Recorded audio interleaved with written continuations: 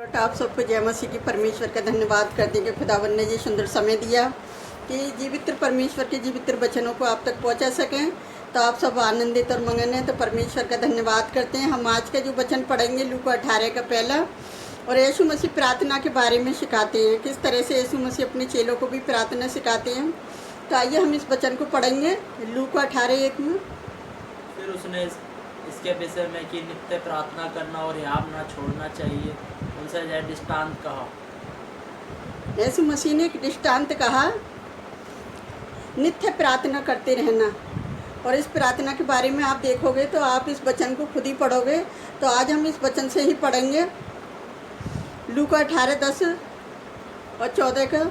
दो मनुष्य मंदिर में प्रार्थना करने के लिए गए, एक फरीसी था और दूसरा चुंगी लेने वाला। 14 मैं तुमसे कहता हूँ कि वह दूसरा नहीं परंतु यही धर्मी ठहराया जाकर अपने घर गया, क्योंकि जो कोई अपने आप को बड़ा बनाएगा वह छोटा किया जाएगा, और जो अपने आप को छोटा बनाएगा वह बड़ा किया जाएगा। हालेलुया। यहाँ परमेश्वर का वचन बता रहा है कि दो मनुष्य मंदिर में क्या कर रहे हैं, प्रार्थना करने के लिए गए, और एक फरीसी था और दूसरा चुंगी लेने वाला। फरीसी खड़ा होकर अपने मन में प्रार्थना करने लगा कि हे परमेश्वर, मैं तेरा धन्यवाद करता हूँ कि मैं और मनुष्यों की नाई अंधेरा करने वाला और अन्यायी और व्यभिचारी नहीं, न इस चुंगी लेने वाले के समान हूँ। मैं सप्ताह में 2 बार उपवास करता हूँ, मैं अपनी सब कमाई का 10वां और अंश भी देता हूँ। परंतु चुंगी लेने वाले ने दूर खड़े होकर स्वर्ग की ओर आँखें उठाना भी न चाहा, वरन अपनी छाती पीट पीट कर कहा, हे परमेश्वर, मुझ पापी पर दया कर।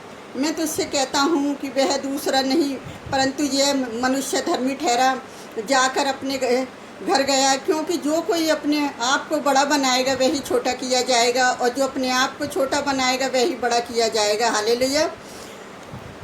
लूका भी 18:10 में जो लिखा था। अपन दूसरा वचन पढ़ेंगे। यदि तुम में 2 जन पृथ्वी पर किसी बात के लिए वे एक मन के हो तो वे प्रार्थना करें तो उनके लिए क्या होगा कि हो जाएगा। 2 या 3 मेरे नाम में इकट्ठे हुए, वहाँ मैं उनके बीच हूँगा।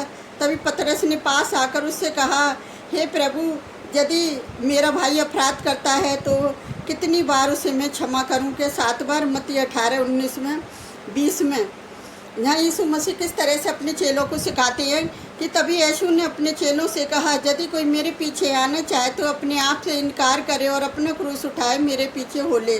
क्योंकि जो कोई अपना प्राण बचाना चाहेगा वह उसे खोएगा, जो कोई मेरे लिए अपना प्राण खोएगा वह उसे पाएगा। यदि मनुष्य सारे जगत को प्राप्त करे, अपने प्राणों की हानि उठाए तो उससे क्या लाभ होगा। मत्ती 16:24-26 में। इसी रीति से तुम में कोई अपना सब कुछ त्याग दे और वह मेरा चेला नहीं हो सकता। यहाँ परमेश्वर का वचन बता रही है कि जब तक सब कुछ हम अपना ना त्याग दें, जब तक वो मेरा चेला नहीं हो सकता। लूका 14:33 में। मेरी आज्ञा ये है कि जैसे मैंने तुमसे प्रेम रखा है वैसे ही तुम भी एक दूसरे से प्रेम रखो। यूहन्ना 15:12 में। यदि तुम मुझसे प्रेम रखते हो तो मेरी आज्ञाओं को मानोगे। यूहन्ना 14:15 में। यदि आपस में प्रेम रखोगे तो इससे सब जानेंगे कि तुम मेरे चेले हो। यूहन्ना 13:35 में। तब यीशु ने उनसे यहूदियों से जिसकी उसकी प्रीति की थी कहा, यदि तुम मेरे वचन में बने रहोगे तो सचमुच तुम मेरे चेले ठहरोगे। यूहन्ना 8:31 में। मेरे पिता की महिमा इसी से होती है कि तुम बहुत सा फल लाओ, तभी तुम मेरे चेले ठहरोगे। यूहन्ना 15:8 में। परमेश्वर का धन्यवाद करते हैं कि प्रभु किस तरह से अपने चेलों को शिक्षा दे रही है कि मेरे पीछे होने का मतलब अपना सब कुछ त्यागना। तो मेरे प्यारे प्रभु परमेश्वर का धन्यवाद करते हैं कि हमें सब कुछ त्यागने का मतलब नहीं है, हमें अपने आप को जो गलत काम है हमारे जीवन में हमें उन्हें छोड़ के क्या करना है, प्रभु के पीछे चलना है। जब हम पीछे चलेंगे तो परमेश्वर हमें बहुत ऐसी आशीष देगा। जब हम यीशु मसीह के लिए अपने प्राणों को खोएंगे तो यीशु मसीह हमारे प्राणों को बचाएगा। यदि हम बचाएंगे तो हम कुछ नहीं कर सकते, क्योंकि हम अपनी सामर्थ्य से कुछ भी नहीं कर सकते। हम परमेश्वर की सामर्थ्य से सब कुछ हो सकता है, क्योंकि परमेश्वर असंभव को संभव करने वाला परमेश्वर हमारे साथ है।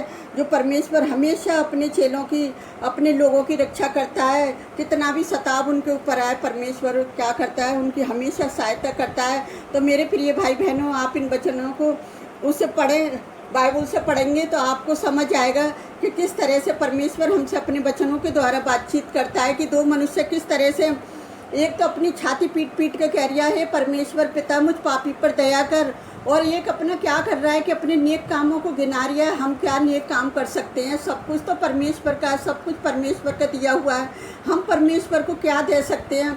तो मेरे प्रिय भाई बहनों, हमें सबसे बड़ी अपने पापों की क्षमा मांगनी है, अपने मन को फिराना है, जो कि परमेश्वर के वचन में लिखा है कि मन फिराओ लौट आओ स्वर्ग का राज्य ऐसा कहिए। तो हमें अपने मन को फिराना है। तो आइए हम आप सबके लिए प्रार्थना करते हैं, आप भी हमारे साथ मिलकर प्रार्थना करें।